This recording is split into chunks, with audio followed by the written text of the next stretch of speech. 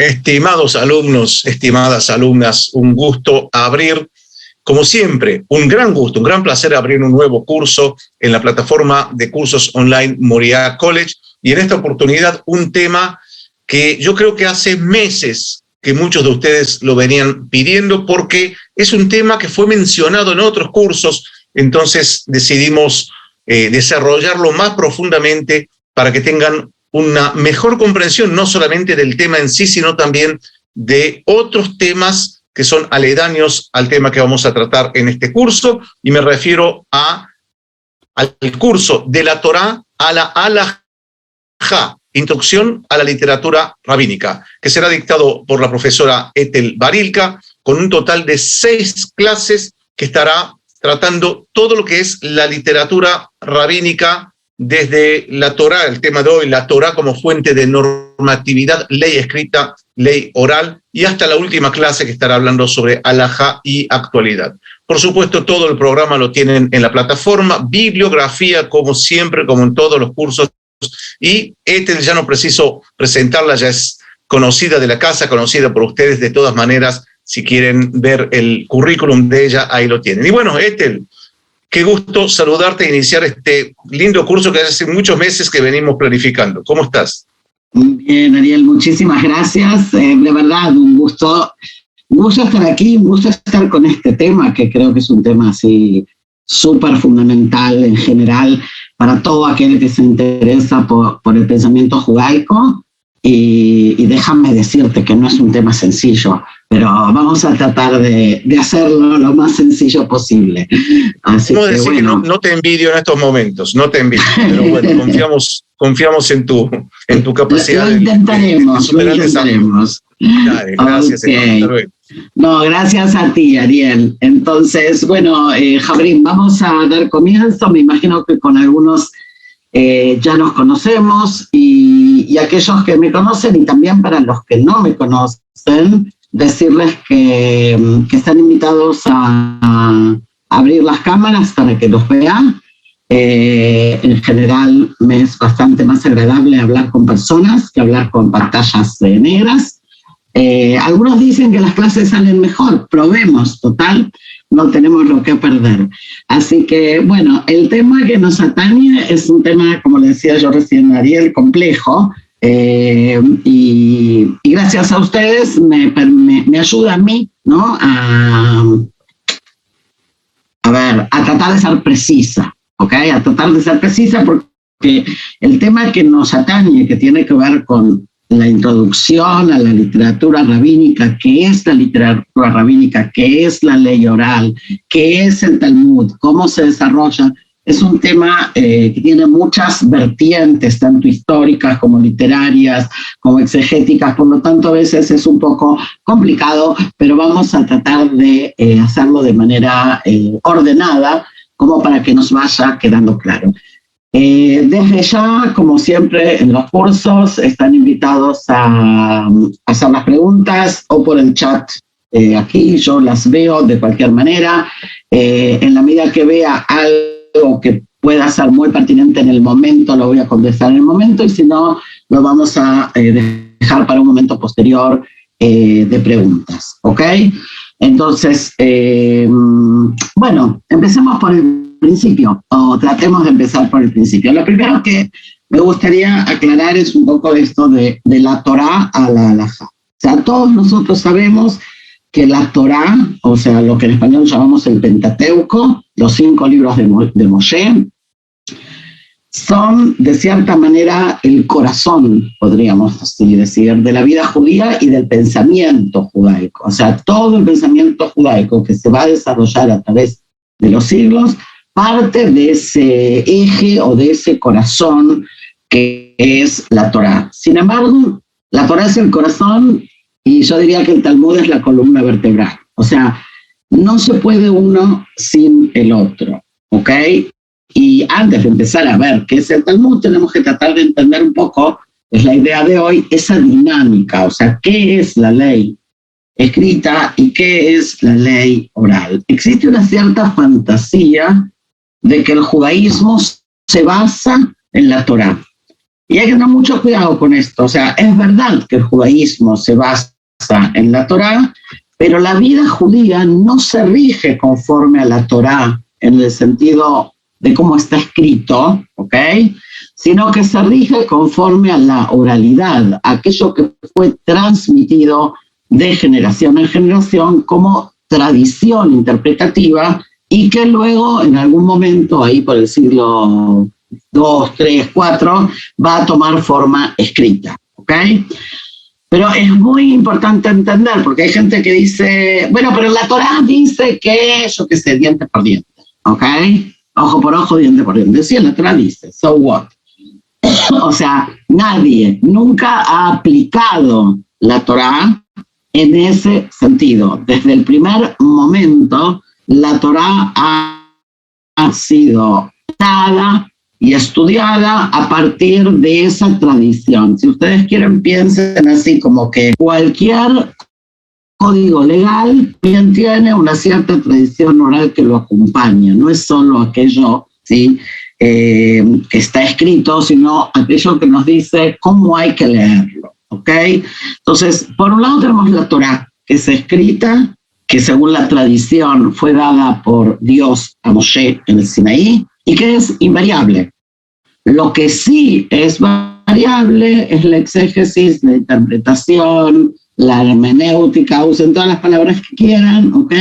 Que se fue desarrollando y que se sigue desarrollando hasta el día de hoy. Eso es una primera cosa que es como un must, como un deber. O sea, si uno no entiende que el judaísmo es rabínico, o sea, rabínico en el sentido de que son los rabíes los que interpretan, y no es toránico, entonces no está hablando de judaísmo, está hablando de otra cosa, pero no de judaísmo. O sea, hubo quienes interpretaron el texto de la Torá tal como está escrito, y así algunos, como los samaritanos, viven hasta el día de hoy, pero nosotros no.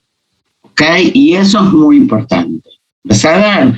Entonces, eso es una primera aclaración, diría yo, así, introductoria. ¿Ok? Lo segundo es que en realidad nosotros conocemos relativamente poco, ¿no es cierto?, de cómo es el inicio de esta transmisión oral. Lo que sí sabemos es lo que dicen nuestras propias fuentes, de nuestra propia tradición, acerca de esa transmisión. Entonces, lo que yo quisiera hacer es compartir ahora la pantalla para mostrarles un pequeño texto, que espero que lo vean sin problema. Me hacen caras si hay algún problema. Ok. Ok. ¿Lo están viendo? ¿Sí? A verle las caras. Caras de que lo están viendo. Perfecto. Ok. El primer texto que vamos a ver, que es un texto relativamente sencillo, es el primer pasaje del tratado de Avot en la Mishnah, que hoy no vamos a entrar en Mishnah. La próxima clase vamos a explicar con más detalle qué es la Mishnah, pero fíjense lo que dice el texto. El texto dice así: Moshe recibió la Torá del Sinaí y se la transmitió a Yoshua. Y Yoshua a los ancianos, y los ancianos a los profetas, y los profetas a los hombres de la Knesset Agdolá, los hombres de la gran asamblea. O sea, en este pequeño texto tenemos de alguna manera toda la cadena de transmisión hasta la Mishnah.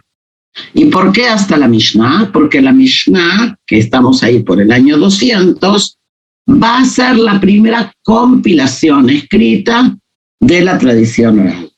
O sea, hay una transmisión oral de Moshe a Josué, a Yoshua, de Yoshua a los ancianos, de los ancianos a los profetas, de los profetas a los hombres de la gran asamblea, y van a ser los hombres de la gran asamblea al final del periodo, ya lo vamos a ver con más detalle, que van a intentar escribir y ordenar esa oralidad. No sé si queda claro, pero es importante.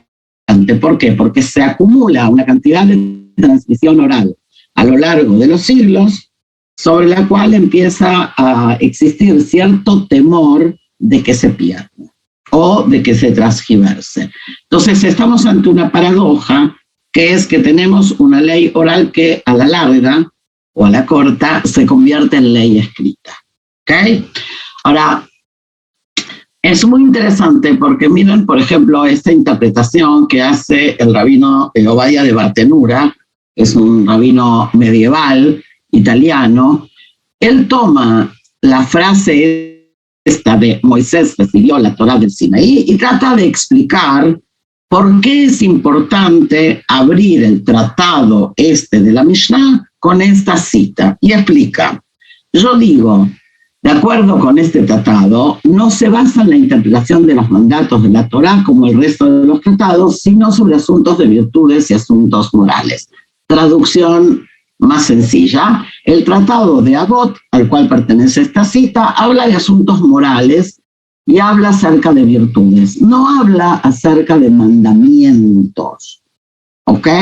Entonces pregunta este sabio cuando interpreta, los sabios del mundo también escribieron libros acerca de los caminos de la moralidad. O sea, ¿qué hay de diferente entre esto y otros libros de sabiduría? Chinos, romanos, griegos, ¿ok? Por eso comienza la Mishnah. Voy a intentar marcar, aquí estamos, ¿ok? Minuto. Por eso comienza la Mishnah señalando que Moisés recibió la Torá del Sinaí para decir que las virtudes y la moral de este tratado no han sido inventados por los sabios de la Mishnah de acuerdo a su corazón, sino que también ellos fueron dichos en el Sinaí. O sea, ahí tenemos el ejemplo claro de lo que es esto de la oralidad. Moshe recibe la ley, pero no recibe solo las piedras, recibe también o escucha, ¿ok?, la tradición oral, que es la que le va a transmitir luego a Yoshua. Ahora, ¿cómo sabemos que esto es así? Vamos a mirar algunos versículos, ¿no es cierto? Que Yoshua, Josué, es el heredero el seguidor de Moshe, es algo que todos sabemos, ¿no es cierto? En la cadena también de liderazgo, no solo de transmisión, va a estar Moshe y después su discípulo Yoshua. Por ejemplo, y acostumbraba a hablar el Señor con Moshe cara a cara, como habla un hombre con su amigo. Cuando Moshe regresaba al campamento, su joven ayudante, papá Yoshua, ¿sí?, hijo de Nun, no se apartaba de él. O sea, Moshe y Yoshua, la transmisión. Yoshua le va a transmitir, Josué le va a transmitir a los ancianos. Fíjense en este versículo. Esto de la tecnología. Ok. Sucedió que después de estas cosas, Yoshua, hijo de Nun, siervo del Señor, murió a la edad de 110 años. Y lo sepultaron en la tierra de su heredad. Y sirvió Israel al Señor todos los días de Yoshua y todos los días de los ancianos que acabamos de mencionar, que Yoshua les transmitió. ¿Entiende? Ahora, después que los ancianos bajan de escena, le transmiten a lo que sigue, a la generación que sigue, que es la generación de los profetas. Ahora, fíjense qué cosa interesante.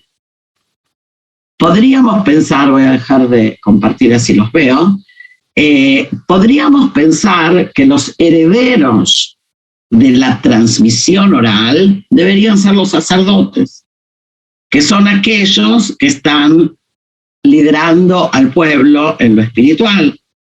Sin embargo, no. Sin embargo, los que reciben el mensaje de esta transmisión oral de generación a generación son los profetas. Y creo que es un dato por lo menos curioso, sino también interesante, en el sentido de que los sacerdotes son sacerdotes, o sea, con todo el respeto a los sacerdotes, están muy ligados a la ritualidad.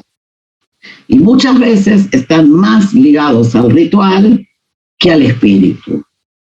Y es más fácil corromper lo ritual que lo espiritual. Entonces, el hecho de que sean los profetas aquellos que tienen la voz, ¿sí?, que son también los que van a poner en línea, ¿no? También a los sacerdotes, también a los reyes, o sea, son aquellos que van a cuidar que el espíritu que representa la ley no se aparte del camino. O sea, cuando decimos la ley, no estamos hablando solo de un código de leyes, y eso es lo importante, sino que estamos hablando también de todo un sistema de pensamiento, ¿sí?, que sostiene esa legalidad. No se trata de la ley por la ley tiene un sentido, y el sentido tiene que ver con la divinidad, tiene que ver con la santidad, tiene que ver con la creación de un mundo mejor, etcétera, etcétera. Por lo tanto, hay que cuidar, ¿sí?, esos límites. Los profetas le van a transmitir eso a la generación que sigue, que es lo que llamamos la generación de la Gran Asamblea. Ahora, la generación de la Gran Asamblea es la generación que podríamos decir que va, en realidad es más que una generación, porque es todo un periodo que va desde el comienzo del dominio persa, ¿ok?, y hasta principios del dominio romano. Y vamos a ver que se divide en varias partes. Hoy vamos a hablar de la primera parte, que es la parte que tiene que ver con desde el inicio del dominio persa hasta el final del dominio persa, o sea, la conquista de Alejandro Magno, ahí por el 330, antes de la era común. Pero los sabios de la Gran Asamblea continúan trabajando también después de esto, ¿ok? Otra vez voy a, con vuestro permiso, compartir para que lo vean aquí, ¿ok? La Gran Asamblea, el primer periodo de la Gran Asamblea va desde el 538 antes de la era común hasta el 330 antes de la era común. O sea que es básicamente el periodo persa. ¿Y por qué es importante? Porque recuerden que antes de esto fue la conquista de Babilonia, la destrucción del primer templo. O sea, después de la conquista de Babilonia y la destrucción del primer templo, viene la conquista persa, ¿okay? La conquista persa es un periodo de relativa estabilidad, ¿ok?, en la que se va a poder seguir desarrollando toda la tarea intelectual, por llamarla así, de los judíos, tanto en Babilonia como en la tierra de Israel. Y lo primero que van a hacer los hombres de la Gran Asamblea va a ser la canonización de la Biblia. O sea, nosotros estamos muy acostumbrados a hablar de la Biblia, pero no siempre nos detenemos a pensar quién decidió y cuándo, qué libros integran la Biblia. O sea, cómo se decidió y cuándo la canonización. Los 5 primeros libros, dijimos, son los libros de la Torá, según la tradición, son otorgados por Dios, pero los otros no. O sea, el libro de Yoshua lo escribe Yoshua, el libro de Shmuel lo escribe Shmuel. O sea, qué sé yo, el libro de Isaías, o lo escribe Isaías o lo escriben sus discípulos, pero está claro que no es que Dios los escribe, ¿ok?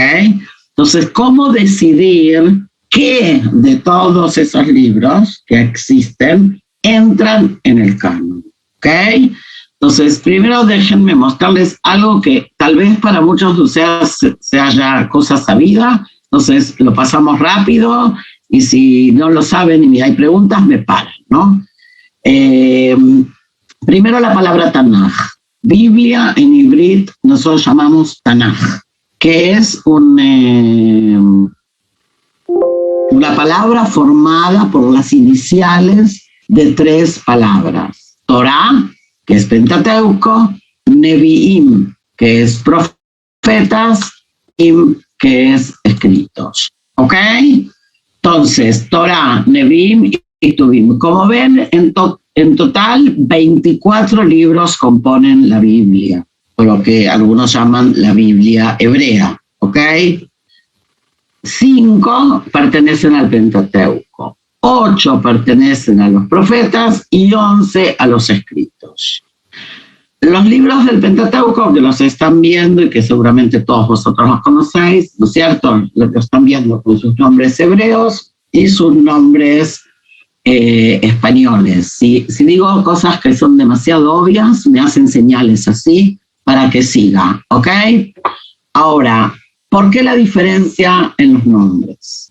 Porque los nombres de los libros en hebreo tienen que ver con la primera o la segunda palabra significativa que aparece en el texto.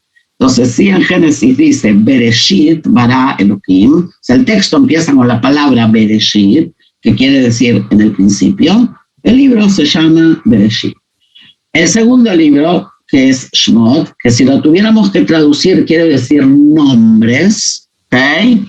El versículo dice, Be'eile Shemot, estos son los nombres de los hijos de Israel que descendieron de Egipto.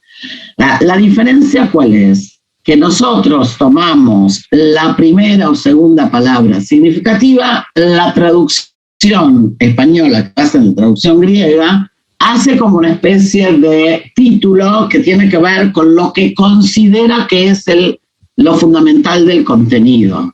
¿Se entiende?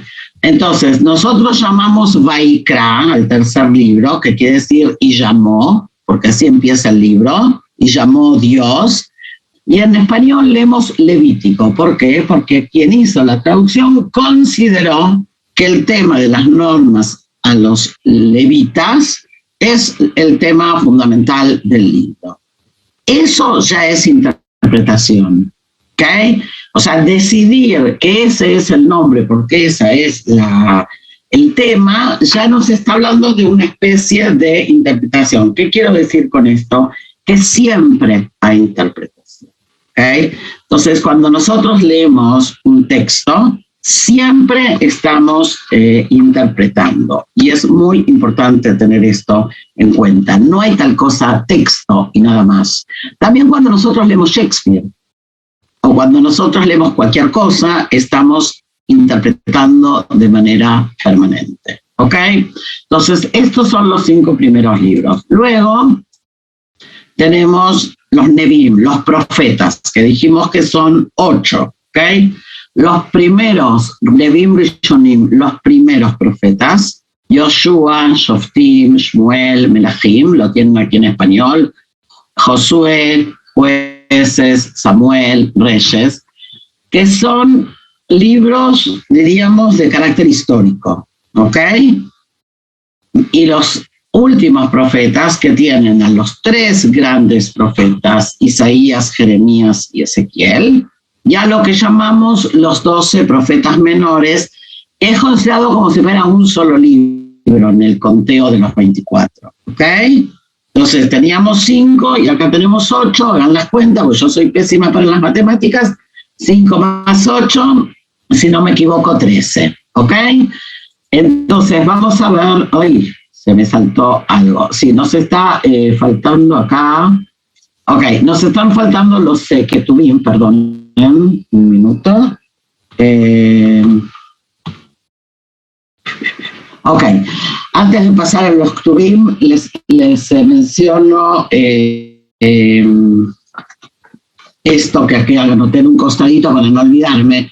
Ven ahí los libros de los Macabeos, Judith, Tobías, Baruch, Ben-Sira, que son lo que nosotros llamamos libros externos. No están en nuestra Biblia, ¿ok? Porque a veces la gente se confunde. No están en la Biblia hebrea. ¿Okay? Entonces, el libro de los Macabeos sí es leído por algunos, es leído como un libro de carácter histórico, pero no es parte del canon. ¿Okay? Ahora, lo interesante es esto de qué cosas entran al canon y qué cosas no entran al canon. ¿Okay? Acá tenemos que agregar los escritos. Voy a dejar de compartir un minuto. No sé por qué no está en el slide, así que los vamos a tratar de reconstruir juntos. Los libros que faltan, tenemos la Torá, los Neví. En los escritos tenemos los libros de la sabiduría, o sea, lo que llamamos en español los libros sapienciales, ¿no es cierto? Ya sea Proverbios, Salmos, Eclesiastés. Tenemos los 5 libros que nosotros llamamos en realidad rollos, ¿ok? Que son Esther, Ruth, Eclesiastés, Lamentaciones, Esther, Ruth, Lamentaciones, me está faltando uno, y el Cantar de los Cantares, ¿ok? Entonces, si tenemos todos esos, tenemos los 24 libros, ¿ok? Yo después se los mando por escrito también, no se preocupen, ¿ok? Ahora, lo interesante es la discusión. ¿Por qué digo yo la discusión? Porque parte de lo que la halajá, la ley oral, la ley que se desarrolla oralmente y después se escribe, va a ser, es por ejemplo, discutir qué libros se canonizan y qué libros no. Entonces, por ejemplo, el Cantar de los Cantares forma parte del canon, pero hubo discusión, porque alguien podría pensar que un libro de características tan eróticas no tiene que ser parte del canon, ¿okay? El libro de Esther también se discutió, porque el nombre de Dios no aparece. Entonces, ¿un libro en el que el nombre de Dios no aparece tiene que estar en el canon o no tiene que estar en el canon? Entonces, los rabinos en el Talmud discuten acerca de esto. Pero una vez que discuten, muy importante, llegan a una decisión. Y una vez que llegan a una decisión, se cierra el canon y hasta ahí es. O sea, son los 24 libros que son y no se agrega más. No quiere decir que no haya otra literatura, ¿ok? No quiere decir que no haya libros exteriores. No quiere decir que no haya, lo que vamos a ver la próxima clase, midrashim. O sea, libros que lo que hacen es interpretar el texto bíblico, ¿no? Y que también son libros, pero no canonizados. Por lo tanto, el estatus que tienen es diferente. Digamos, si yo lo pienso como maestra, por ejemplo, no es lo mismo cuando yo le digo a un alumno, esto dice la Biblia, a cuando le digo, esto dice el Midrash. Porque el Midrash es una interpretación, así como hay interpretación A, puede haber interpretación B, interpretación C, ¿okay? Y cumple una función esa interpretación. ¿Se entiende? ¿Sí? Avanzo un chiquitín más. O sea, que la tradición oral o la dinámica de esta oralidad ya están bien, pero que vayan entendiendo que es como que es permanente, ¿sí? Y recién les di una insinuación, porque cuando yo digo que hay una interpretación que puede ser A y otra que puede ser B, quiere decir que cuando yo elijo estudiar una, estudiar otra, hay un cierto móvil de por qué me gusta más esta o me gusta más la otra, ¿cierto? Porque atrás de toda interpretación hay un sentido ideológico, diría yo, ¿okay? O sea, algo nos quieren decir con eso. Ahora, las interpretaciones, que lo vamos a estudiar también en las próximas clases, pueden ser de carácter didáctico o pueden ser de carácter jurídico. Entonces, es diferente, ¿ok? Esa distinción entre alajá, que es lo que es nuestro curso, y agadá, que es lo que sería el relato, es importante y lo vamos a ir viendo. Entonces, volviendo y para cerrar un poquito esto antes de pasar a otra cosa, yo diría que la interpretación es permanente y es como si fuera algo así como que siempre es presente, ¿ok? O sea, algunos hablan de la revelación continua, ¿sí? O sea, la Torá fue dada en un momento, pero sigue siendo dada. ¿Qué quiere decir sigue siendo dada? Sigue siendo dada y sigue siendo recibida en el estudio permanente que hacemos, porque el estudio implica interpretar. El estudio no es solo repetir, ¿sí? Porque podríamos también, por ejemplo, se acostumbraba mucho estudiar de memoria, ¿no es cierto? No sé si les consta. Pero yo me acuerdo hasta hoy de las poesías que aprendí en el primario y ya pasaron más de 10 años desde que hice el primario, ¿sí? No te rías, Terín, que te vi. Entonces, hay un tema que es, hay una parte que tiene que ver con la repetición en el estudio, y está muy bien, pero hay una parte que necesariamente tiene que ser la lectura interpretativa, ¿sí? Entonces, la lengua, el lenguaje, no importa cuál lenguaje, siempre es interpretado, ¿sí? En nuestro siglo nos parece muy obvio, a lo mejor, decirlo, ¿sí? En otros siglos era más difícil pensar en esto de que la palabra, ¿sí?, puede ser interpretada. Hay una expresión muy bonita en hebreo que cuando nosotros bendecimos todos los días por la recepción de la Torá, no bendecimos en pasado sino presente. No decimos bendito eres tú que nos diste la Torá, decimos bendito eres tú que nos das la Torá, noten a Torá, que es muy simbólico porque es como si yo me levanto a la mañana y en ese momento, ¿sí?, estoy recibiendo la ley.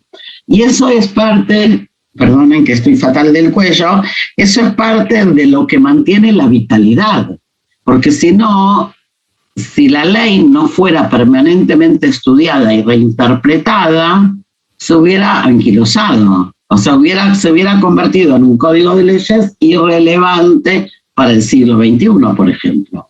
Y nosotros sostenemos, ¿no es cierto?, que la Torá sigue siendo relevante también para nuestro siglo. ¿Ok? Entonces, yo quisiera ahora ver con ustedes un texto que creo que es fundamental y que algunos seguramente lo conozcan porque es muy conocido, que tiene que ver con esta idea de que puede haber más de una verdad. O sea, puede haber más de una lectura posible de una realidad, pero en algún momento hay que decidir. ¿Se entiende? Entonces, voy a poner el texto en pantalla para que lo vean y lo vamos a tratar de estudiar juntos. Ok. Si lo conocen, me hacen señas y lo vemos así súper rápido. ¿Ok? El texto es un texto del Talmud, del tratado de Avot de Eruvim. Lo ven acá el nombre. Minuto. Viene acá, ven, Eruvim. Y dice así: el rabino Abba dijo que Shmuel dijo, y presten atención a eso, porque en las próximas clases también vamos a leer. El rabino Abba dijo que Shmuel dijo. Hablamos de una transición que es oral, y por eso dijo que este dijo que el otro dijo, y que en un momento determinado se escribe. Pero fíjense cómo se trata de preservar la oralidad, ¿ok? ¿Y quién lo dijo? Porque este puede tener una opinión y el otro puede tener otra. Y dice así: durante 3 años Beit Shammai y Beit Hillel no estuvieron de acuerdo. O sea, la casa de Shammai o la escuela de Shammai y la escuela de Hillel discutieron nada más que 3 años. ¿Ok? Discutían sobre ley, discutían sobre alajá.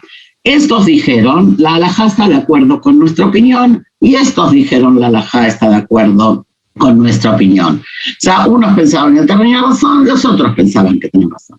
En última instancia, una voz divina surgió y proclamó: tanto esas son las palabras de Dios viviente. Sin embargo, la alajá está de acuerdo con la opinión de Beit Hillel. O sea, estas y estas son las palabras de Dios viviente. Esta opinión y esta opinión, las dos son válidas, las dos son legítimas. Sin embargo, la norma se establece de acuerdo a la opinión de Beit Hillel. ¿Ok? ¿Hasta ahí estamos? La pregunta que tenemos que hacernos, lógica, es ¿y por qué? ¿No es cierto? O sea, si esta tiene razón y esta tiene razón, no son válidas, ¿por qué se establece de acuerdo a una? La Gemara pregunta: dado que tanto unas como las otras son las palabras del Dios vivo, ¿por qué es de Beit Hillel el privilegio de que la alajá se haya establecido de acuerdo con su opinión? O sea, ¿por qué se decide como esto, sino como los otros? La razón es que eran agradables y pacientes. Y cuando enseñaban la halajá, que enseñaban las dos opiniones, sus propias declaraciones y las declaraciones de Beit Shammai. Además, cuando formulaban sus enseñanzas, citaban una disputa, citaban primero las declaraciones de Beit Shammai antes que las propias, en deferencia a Beit Shammai. Viene acá el texto del Talmud y nos dice, es verdad, estas y estas son palabras del Dios vivo, pero la norma se establece de acuerdo a esto. Y cuando se pregunta por qué, la respuesta no es normativa. Fíjense, es una respuesta que tiene que ver con algo que podríamos decir hoy que son valores o que es algo como meta-alágico, o sea, es algo que subyace por abajo de, que tiene que ver con que eran agradables y pacientes, por un lado, y que cuando entraban en una disputa, siempre daban la opinión del oponente, y no solo la daban, sino que la daban primero. O sea, no había una anulación de la opinión del otro, cosa muy común en nuestros días, ¿cierto? No hay anulación de la opinión del otro, sino todo lo contrario. La norma se establece conforme a la opinión de Beit Hillel, pero cuando voy a explicar el por qué y el cómo y el no sé qué, voy a citar también la opinión de mi oponente, lo cual hace también que los basamentos de lo que yo estoy diciendo tengan muchísimo más fundamento. Si nosotros esto en la cabeza, vamos a poder entender más fácilmente todo el mecanismo del desarrollo legal. ¿Ok? Voy a dejar de compartir un minuto, así los veo. Y veo que alguien ha escrito en el chat. Beit Hillel y Beit Shammai. Beit quiere decir casa. Alguien preguntó en el chat. Y se habla de la casa de Hillel y la casa de Shammai en el sentido de la escuela, ¿no? O sea, la escuela de pensamiento de Hillel y la escuela de pensamiento de Shammai. Beit, hasta el día de hoy es casa, o por ejemplo, Beit Sefer, la casa del libro, es la escuela, ¿sí? Entonces, la palabra Beit quiere decir casa, ¿okay? Entonces, la casa de Hillel o la escuela de Hillel y la escuela de Shammai, que discutían, pero que discutían a partir de entender que ambas opiniones eran legítimas. Si nosotros nos vamos a acordar de esto cuando empecemos a entrar ya en el Talmud más en serio, nos va a quedar más claro, ¿sí? O sea, cuando uno va a leer Talmud, y lo vamos a hacer si Dios quiere, está por un lado esto de Menganito dijo que Menganito dijo, ¿no es cierto? Una tradición de oralidad. Por el otro lado, tenemos el tema de el respeto a la pluralidad de opinión. O sea, es verdad, hay que determinar una norma, y la norma se determina, a veces por mayoría, a veces, pero se determina. No quiere decir que se anulen las otras posturas. Igual que hoy en día, si uno va a un juicio y hay 3 jueces o 5 jueces, hay la opinión mayoritaria y hay una opinión minoritaria. En teoría, la opinión minoritaria también queda registrada, ¿sí? Y uno en algún otro momento reflotarla y utilizarla para otra cosa. Algo parecido es lo que pasa con las opiniones en el Talmud. Antes de pasar a otra cosa, veo un segundito el chat que veo que escribieron.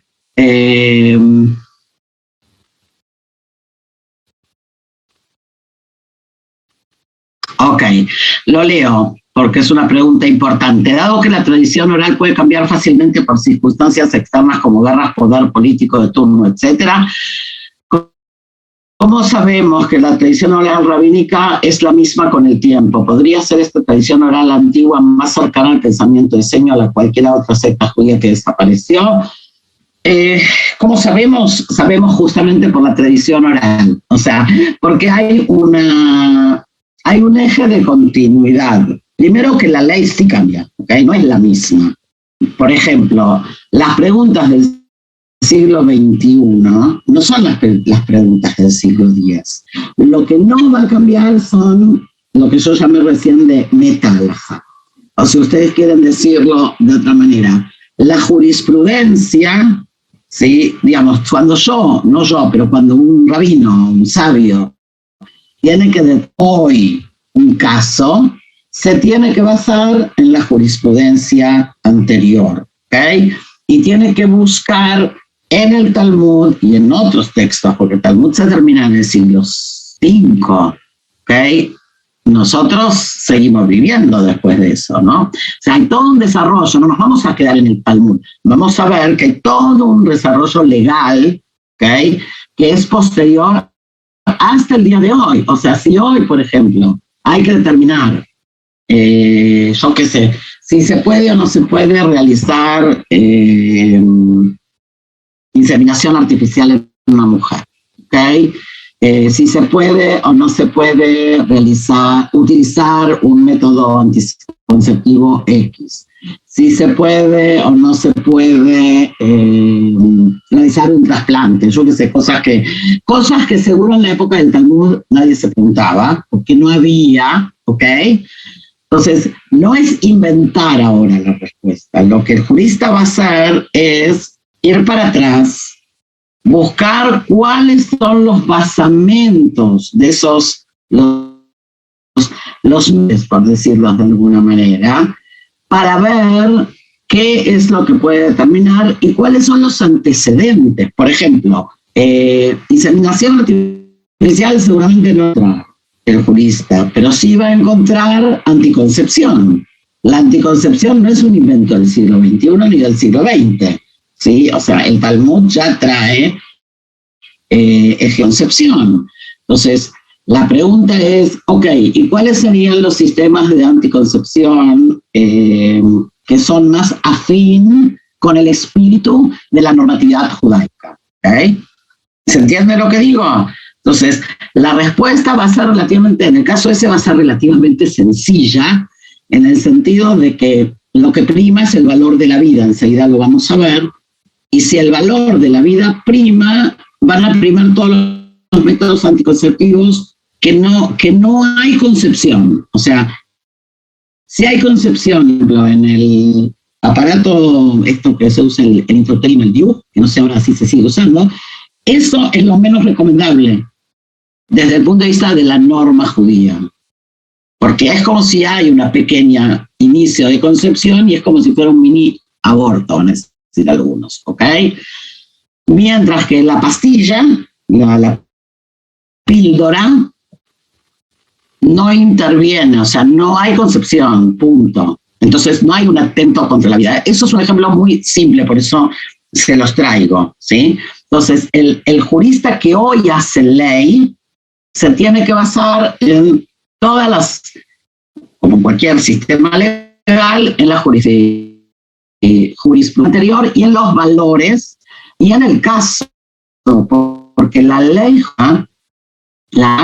no es universal, o sea, no se aplica para todos por igual, se aplica de acuerdo al caso. Entonces puede haber una mujer que el rabino le diga sí puedes tomar pastillas, ¿ok? Y puede haber una mujer que el rabino le diga no puedes tomar pastillas, ¿ok? Porque es el mandato de la reproducción prima. Entonces, si yo voy a querer, por ejemplo, planificar la familia, tengo que tener, ciertos argumentos. La mayoría de los rabinos hoy van a estar de acuerdo, pero quiero que entiendan el mecanismo. Y ese mismo mecanismo se aplica a muchas otras cosas, ¿ok? Entonces, lo que yo quisiera hacer ahora con ustedes, si se animan, es ver algunos ejemplos, porque la pregunta que tenemos es así. ¿Cómo saltamos de la norma toránica, por ejemplo, del respetarás a tus padres, que están en los 10 mandamientos, a cómo se hace eso? ¿Qué es hoy respetar a los padres en el siglo XXI? Y respetar el siglo XXI es lo mismo que en el siglo X. Entonces, si yo abro el código de leyes del siglo XIV, va a decir que respetar al papá es no sentarse en su lugar, en la mesa. Familias que seguimos con esa tradición de que el padre tiene un lugar en la mesa.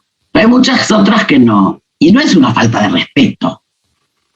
O sea, nadie va a considerar hoy una falta de respeto que un niño o que la madre se siente en el lugar del padre porque los lugares son móviles. Les doy un ejemplo muy bobo, ¿sí?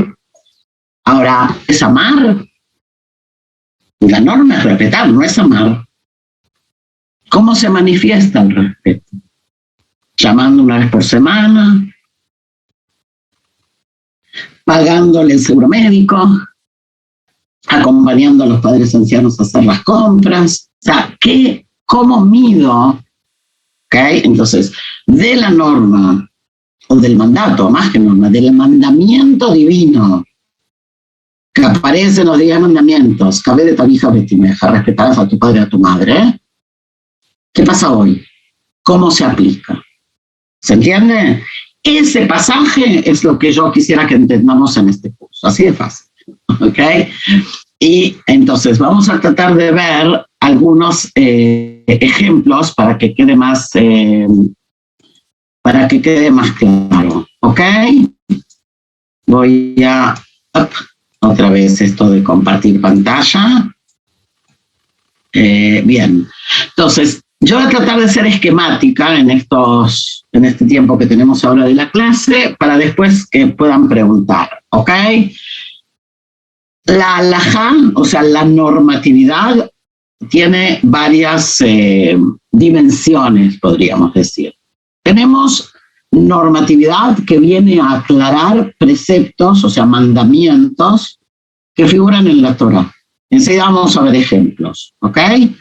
Tenemos halajot, o sea, normas, que vienen a darnos los procedimientos para preceptos, para mandatos, que están ordenados ya en la Torá, pero que no cuentan con la descripción, como lo que acabamos de decir. O sea, respetarás a tus padres, pero ¿cómo se hace? ¿Ok?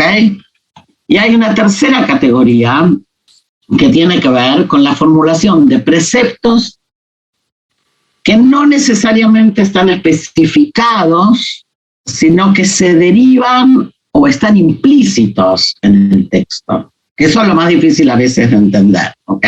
O sea, que son lo que nosotros llamamos mitzvot dadas por los rabinos, o sea, mandamientos que no son de la Torá en sí, pero fueron ordenados por los rabinos, sobre todo en el Talmud, y que tienen el mismo peso en cuanto a la aplicación que hacemos, ¿ok? Y enseguida les voy a dar ejemplos de las 3 categorías para que nos queden claros. Ahora les anoté aquí para que quede claro también nosotros, según la tradición, hablamos de 613 mitzvot, de 613 mandamientos. Entre nos es un número un poco simbólico, porque hay quienes dicen que hay más, y hay quienes opinan que hay menos, porque todo depende también de cómo se cuente, ¿sí? Hay ciertos versículos que por ahí tienen más de un mandato para algunos, menos, pero en grande todos hablan de 613. Y tenemos preceptos positivos y preceptos negativos. ¿Ahora qué quiere decir positivos o negativos? Cosas que estamos ordenados a hacer, por eso se llaman positivos, o sea, de acción, y preceptos negativos, que quiere decir que son preceptos de cosas que estamos comandados a abstenernos de hacer, o sea, de no acción. Por ejemplo, no matarás. Sí, es un precepto, pero es un precepto de no. O sea, es un precepto de lo que está prohibido. Y de esos tenemos 365, ¿sí? No matarás, no codiciarás, no robarás, ¿ok? Miles no, 365, muchos, ¿ok? Y después tenemos toda una serie de mitzvot, de cosas que hay que hacer. Respetarás el sábado, respetarás a tu padre y a tu madre, darás el diezmo, ¿ok? Festejarás la Pascua, son mandamientos positivos, ¿ok? Ahora, vamos a ir viendo, vamos a ver 3 ejemplos de las categorías de las que hablábamos. El primero es, dijimos, son cosas que vienen a aclarar preceptos que ya figuran en la Torá. O sea, la Torá viene y nos da una norma, nos da un mandato. La halajá va a explicar un poquito más, pero no mucho, porque el mandato es lo suficientemente claro en el texto de la Torá. Por ejemplo, el tema del diezmo, ¿sí? De que el levita tiene que tomar de su diezmo y darle también al sacerdote, al Cohen. El texto lo pueden ver aquí en Bemidbar, o sea, en Números 18:25. Dice, entonces el Señor habló a Moshe diciendo, también hablarás a los levitas y les dirás, cuando recibáis de los hijos de Israel los diezmos que de ellos os he dado, por vuestra heredad, ofreceréis de ello una ofrenda al Señor del diezmo de los diezmos. Y vuestra ofrenda os será considerada como los cereales de la era o como producto de la edad. Fíjense aquí. Así también vosotros presentaréis al Señor una ofrenda de vuestros diezmos que recibís de los hijos de Israel y de ellos daréis la ofrenda al Señor, al sacerdote Aarón. ¿Está claro? O sea, es una norma que está lo suficientemente aclarada en la Torá. No que no hay preguntas, y va a haber, pero no es que no se entiende nada, ¿okay? Va a haber detalles que van a ser después aclarados por la halajá, pero el concepto fundamental ya está claro en la Torá. ¿Okay? La segunda categoría, ¿okay? Tiene que ver con procedimientos para preceptos ordenados en la Torá, pero que no se encuentra la descripción. Y el ejemplo que les traje es un ejemplo complejo, pero que vale la pena. Déjenme solo borrar esto. Ok. Y es el tema de la fiesta de Pentecostés, o sea, la fiesta de las semanas, la fiesta de Shavuot. El Levítico dice así, contaréis desde el día que sigue al día de reposo, ¿ok? ¿Dónde estamos? Aquí, ¿ok? Desde el día que trajiste la gavilla de la ofrenda mecida, contaréis 7 semanas, ¿sí? Y después sigue y dice, contaréis 50 días hasta el día siguiente del 7º día de reposo. Entonces presentaréis una espiga tierna al Señor. ¿Okay? Y aparece aquí un problema. No queda nada claro cuando uno lee estos versículos qué es exactamente o cuándo es exactamente el momento de esta ofrenda, que es el momento de la fiesta de Shavuot. O sea, el resto de las festividades, la Pascua, yo qué sé, Rosh Hashanah, Yom Kippur, el texto dice cuándo son. O sea, nosotros sabemos que la Pascua es en la mitad del mes de Nisan. Nosotros sabemos que Rosh Hashanah es el primero del mes de Tishrei. Acá nos dicen que contemos después del día de reposo, ¿ok? El Talmud trae una discusión larguísima que yo no se las traje, no para hoy, por lo menos no para la primera clase, ¿ok? Pero sí les traje el inicio para que vean de qué se trata, ¿ok? Entonces dice así. El rabino Yohanan ben Zakkai cita una prueba de que Shavuot, o sea, la fiesta de las semanas, no necesita ocurrir específicamente un domingo, porque si estamos hablando que es el día siguiente del sábado, del día de reposo, debería ser un domingo. ¿Sí? Viene el Yohanan ben Zakkai y dice, no es específicamente un domingo. Un versículo dice, incluso el día siguiente de la 7ª semana contarás 50 días y presentarás una nueva ofrenda de comida al Señor. Y el otro versículo dice, contarás para ti desde el día siguiente, después del día de descanso, desde el día que trajiste la gavilla, 7 semanas lo será completo. Pregunta, ¿es la fiesta de Shavuot 7 semanas completas después de la Pascua?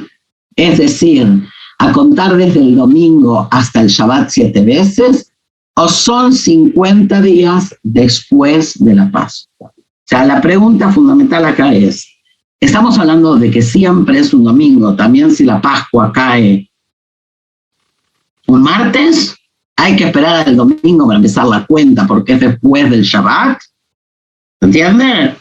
O la cuenta empieza el miércoles, que es al día siguiente de Pesaj, ¿ok? Obviamente que es importante, ¿por qué? Porque la fiesta de Pesaj y la fiesta de Shavuot están vinculadas, por eso a 49 días. Entonces, ¿en qué quedamos? Hay una gran discusión, no les voy a hacer ahora todo el desarrollo, y la determinación halajika va a ser que es al día siguiente de Pesaj, no al día siguiente del sábado, ¿ok? ¿Por qué? Porque también Pesaj es considerado día de reposo. También Pesaj es día en el que no se hace trabajo, etcétera, etcétera. Esto que parece muy trivial, ocupa en el Talmud unas cuantas hojas. ¿Por qué no es trivial? Porque es parte de lo que va a hacer, de lo que van a hacer los sabios, es intentar interpretar, y en la discusión, acá ya tienen una insinuación de cómo es el mecanismo, en qué se va a basar Rabbi Yohanan Ben Zakkai. Va a tener un versículo, va a tener otro, va a ver que hay una cierta contradicción, y va a tratar de aclararla, y después va a venir otro y va a decir, ok, pero esto no es tan así, podríamos leerlo de otra manera, etcétera, etcétera. Vamos en las próximas clases a ver algunos pasajes talmúdicos para que vean cómo funciona, pero hoy me importa que entiendan esto, y es que esto viene a aclarar una norma dada en la Torah. ¿Hasta ahí estamos? Ahora, si avanzamos un paso más, llegamos a la tercera categoría, que es la categoría que dice, que es la categoría que habíamos visto, que son normas que no necesariamente están explicitadas en la Torá, sino como que están implícitas en el texto.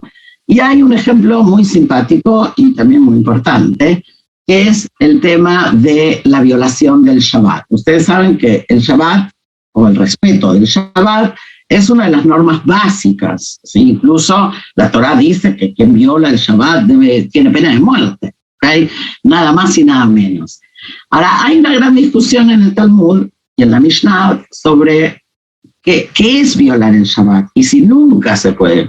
Bueno, yo les traje solo 2 ejemplos, ¿ok? De la Mishnah en Yomá. Y dice así: además, Rabbi Matia Ben Harash dijo, con respecto a quien sufre de dolor de garganta, están discutiendo, ¿ok? Y eso es lo interesante del Talmud, que discuten de cosas de la cotidianidad, ¿sí? Con respecto a quien sufre de dolor de garganta, se puede colocar medicina dentro de su boca aún en Shabbat, aunque administrar un remedio está prohibido.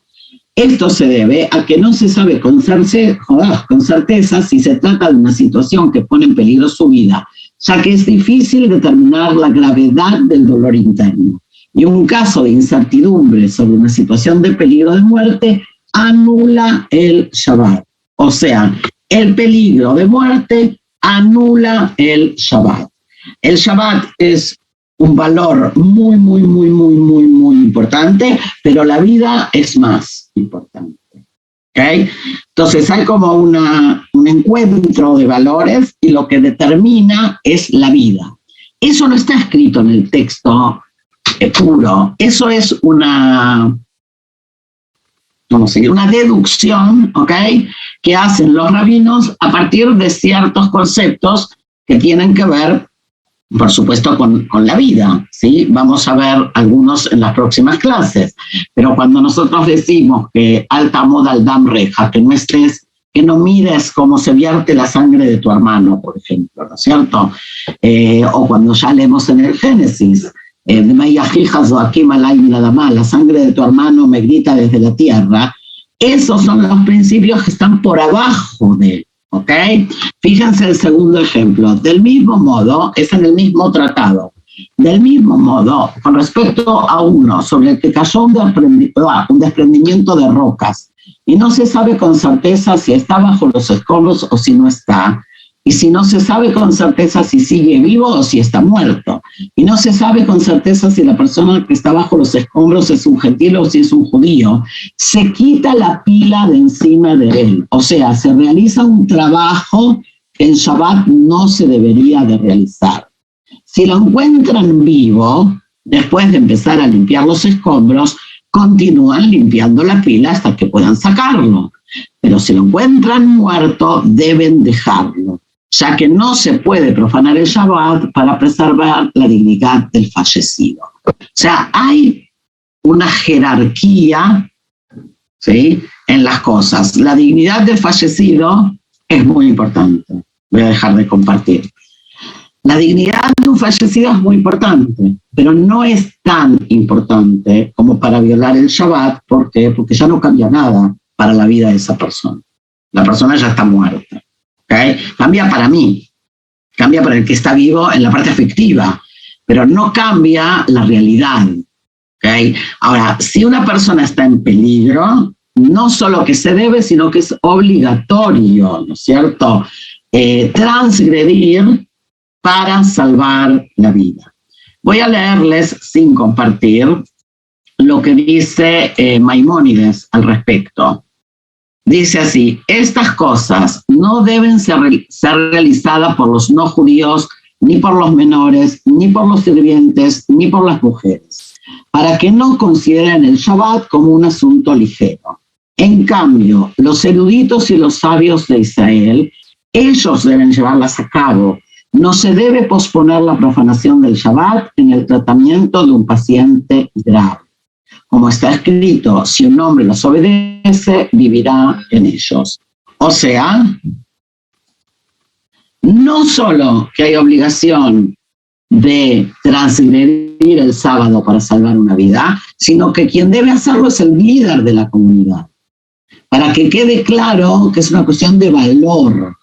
No es, bueno, le voy a decir a alguien que no importa, que vaya y que lo haga. Le dice a un niño que él vaya y que lo haga. No, para mostrarle a la comunidad que es fundamental, lo tiene que hacer el líder de la comunidad. ¿Por qué? Porque, y cita acá el Levítico, dice, porque las normas fueron dadas para vivir en ellas. O sea, toda la legalidad está dada para que podamos vivir.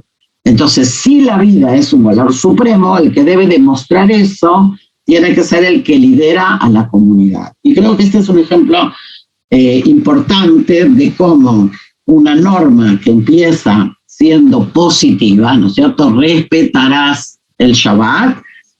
Vemos ahora cómo en realidad también se nos enseña cuándo podemos, no solo cuándo podemos, sino cuándo debemos violarla.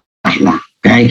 Entonces, por ejemplo, a veces hay discusiones de una madre que está por parir y no quiere viajar al hospital porque es Shabbat. Está mal, tiene que viajar al hospital. Es una obligación poner la vida antes que el Shabbat. ¿Se entiende? Eso no está escrito así. Eso es una deducción de esa dinámica de interpretación de la cual estuvimos hablando hasta hoy. Hasta aquí. Vamos a hacer un parate, vamos a dejar lugar a preguntas, unos 10, 15 minutos. Sí. Y con eso vamos a cerrar. La próxima vamos a retomar y nos vamos a meter en la Mishnah. O sea, vamos a tratar de ver ya así cómo se canoniza y se escribe esa ley oral. ¿Beseder? Voy a ver aquí si hay preguntas, con vuestro permiso.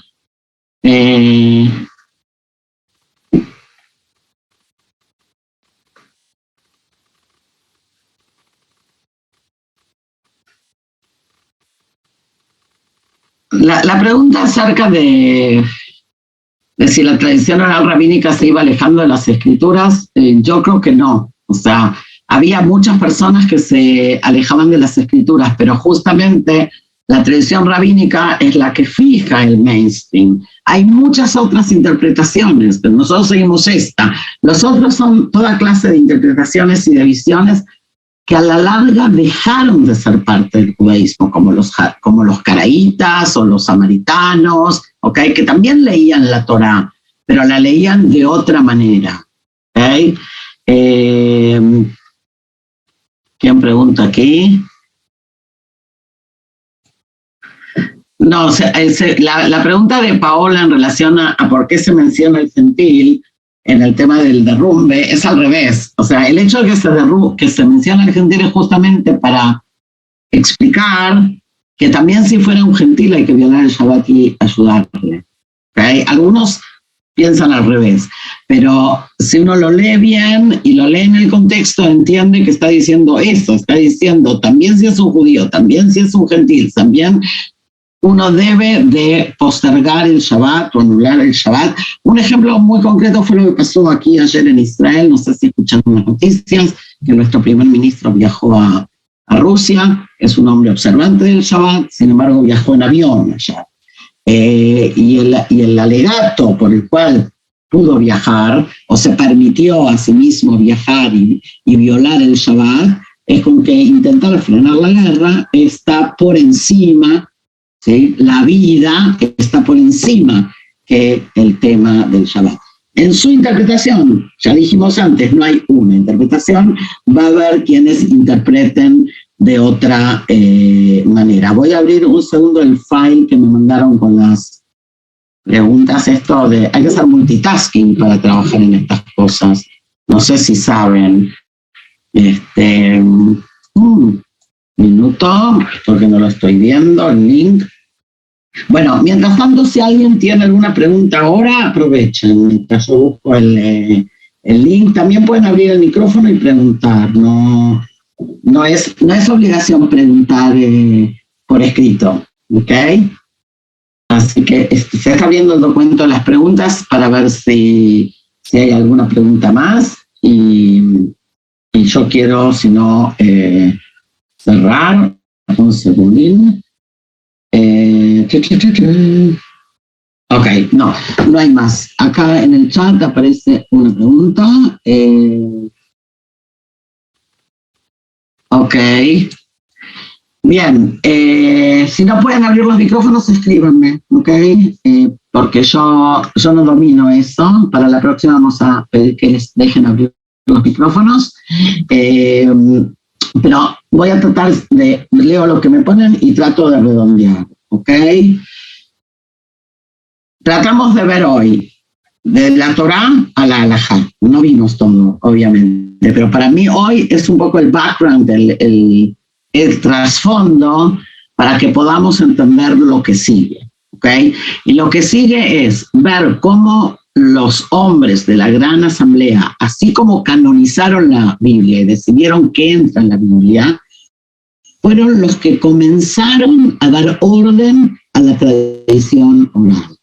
Piensen, como dijimos antes, que ese periodo va desde la conquista persa hasta entrada ya a la conquista romana, o sea que el pueblo ya está en el segundo exilio, en la segunda destrucción, y el gran temor es que esa tradición oral, en la medida que el pueblo se va dispersando, se vaya perdiendo, ¿ok? Y se vaya ahí sí como deformando, porque los que se van a ir a Roma se van a acordar de lo que se van a acordar, y los que se van a ir a, a la China se van a acordar de lo que se van a acordar. Entonces hay como una necesidad de hacer un registro de toda esta tradición oral. Y vamos a ver que no es toda, porque es imposible registrar todo. Pero hay una parte de esa tradición que es la que se va a canonizar en la Mishnah y en el Talmud. Y hay una parte de esa tradición que va a libros externos, algunos de los cuales tenemos acceso y usamos hasta el día de hoy, ¿okay? Y que siguen siendo súper importantes para el aprendizaje, pero otra vez que tienen una jerarquía diferente en el momento que no han sido canonizados.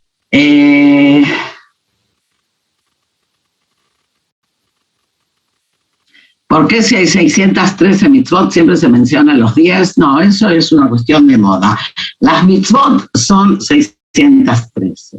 Los 10 mandamientos son los 10 mandamientos. cuando Moshe sube al monte y escribe en las tablas, ¿no es cierto? Eso tiene como un estatus muy particular, pero desde el punto del cumplimiento del mandato, tiene exactamente el mismo peso. Incluso hay una discusión muy interesante, y con eso cierro, hay una discusión muy interesante hasta el día de hoy, ¿no es cierto?, de si cuando se leen los 10 mandamientos en la sinagoga, hay que ponerse de pie o no hay que ponerse de pie. Entonces algunos dicen, hay que ponerse de pie porque hay que honrar los 10 mandamientos, que cualquier otro mandamiento. O sea, desde el punto de vista del mandato divino, están escritos, así como está escrito, no matarás, está escrito, darás el diezmo. Tienen el mismo estatus, ¿ok? La cultura, la interpretación, que convirtió a los 10 mandamientos, simbólico podríamos decir, y que sin duda también trata como temas más radicales, ¿no? Como el no matar, el no robar, que tienen una característica muy universal, y por eso también la importancia. O sea, hay mandatos que están mucho más circunspectos a la existencia nacional, mientras que los 10 mandamientos u otros, ¿no? Son más de general, universal, y se podrían aplicar para toda la humanidad. ¿Ok? Espero que no les haya enrollado más de lo que les he aclarado, y van a recibir el PowerPoint, así van a poder tener las fuentes, quédense tranquilos, y nos vemos la próxima, ¿ok? Mil gracias.